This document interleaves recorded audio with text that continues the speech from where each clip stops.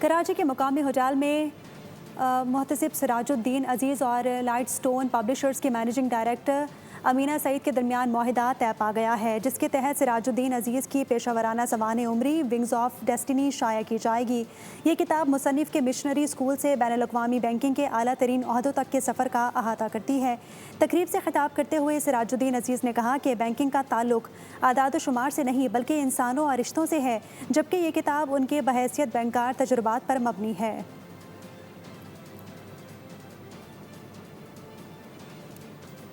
कराची के मुकामी होटल में मोहतसिब सिराजुद्दीन अजीज़ और लाइट स्टोन पब्लिशर्स के मैनेजिंग डायरेक्टर अमीना सईद के दरमियान माहिदा तय पा गया है, जिसके तहत सिराजुद्दीन अजीज़ की पेशावराना सवाने उम्री विंग्स ऑफ डेस्टिनी शाया की जाएगी।